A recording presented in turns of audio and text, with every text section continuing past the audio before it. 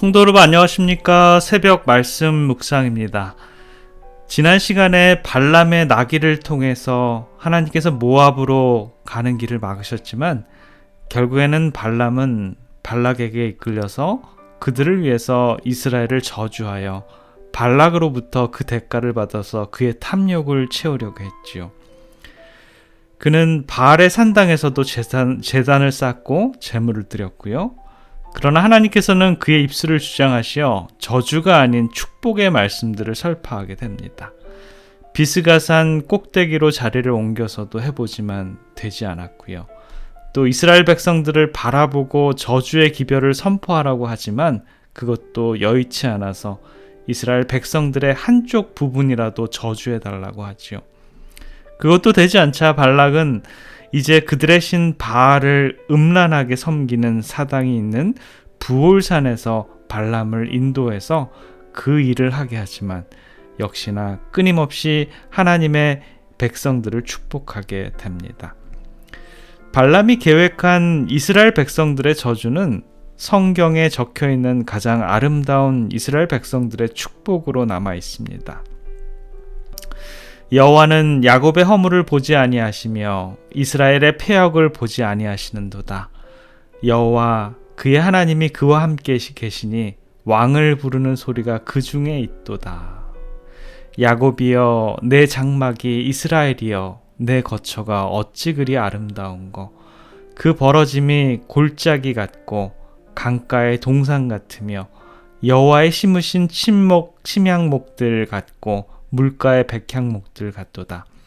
그 통에서 물이 넘치겠고 그 종자는 많은 물가에 있으리로다. 발람은 자기가 아무리 저주하려고 해도 되지 않자 이스라엘의 변형이 하나님을 순종하는 데 달려있고 그들을 죄에 빠뜨리지 않고는 그들 스스로가 저주에 빠지지 않고서는 그들을 저주할 수 없다라는 것을 깨닫게 됩니다. 그 말은 그가 아무리 이스라엘을 저주하려고 해도 되지 않는다라는 것입니다. 그러나 그는 어떻게 하면 이스라엘을 죄악에 빠뜨릴 수 있는지를 알았습니다. 발람이 얼마나 간약한지가 여기에서 드러납니다. 그는 그의 탐욕을 채우기 위해서 모압에게 이스라엘 백성을 저주할 수 있는 방법을 가르쳐 줍니다. 그렇게 해야지만 발락 왕의 환심을 살 수 있기 때문이지요. 그의 계획도 사악하지만 그의 마음은 이미 하나님을 떠나 있음을 알 수 있습니다. 발람이 제의한 계획은 이스라엘을 우상 숭배로 유인함으로 그들을 하나님과 분리시키는 것이었죠. 한 사람이 자신의 탐욕 때문에 자신의 욕심을 채우기 위해서 한 나라, 한 민족 전체를 악의 구덩텅이로 몰아넣는 그런 것이죠. 지도자의 영향력이 바로 이렇습니다. 과연 악에서 악으로 계속 치닫는 발람의 운명은 어떠했을까요? 부조와 선지자는 발람의 운명의 결론을 이렇게 서술합니다. 발람의 운명은 유다의 운명과 비슷하였고 그 두 사람의 성격에는 서로 유사점이 있었다. 두 사람이 다 하나님과 돈을 함께 섬기려다가 완전히 실패하고 말았다.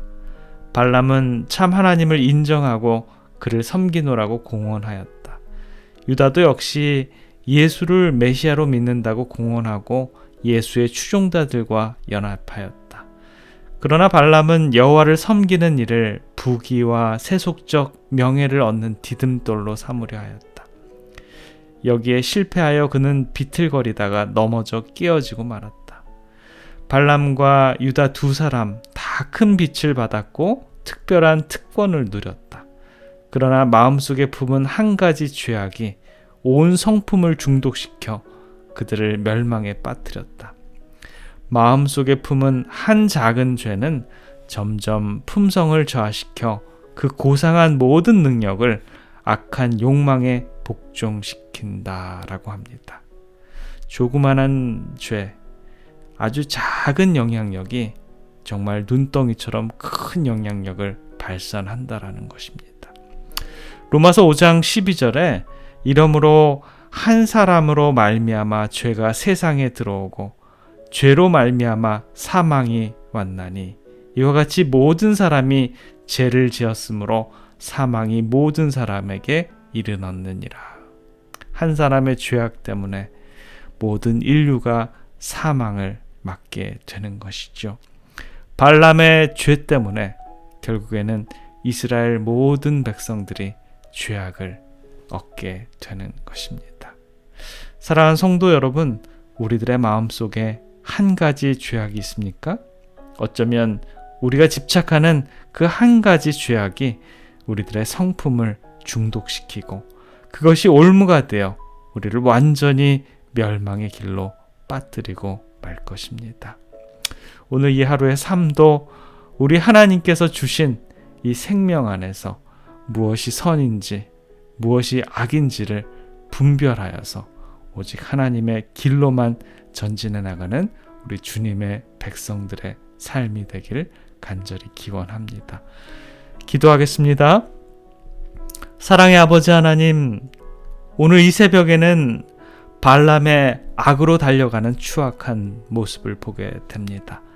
그가 열심히 이스라엘을 저주하려고 하지만 그럴 때마다 하나님께서는 그를 통해 이스라엘을 가장 아름다운 언어로 축복해 주셨습니다.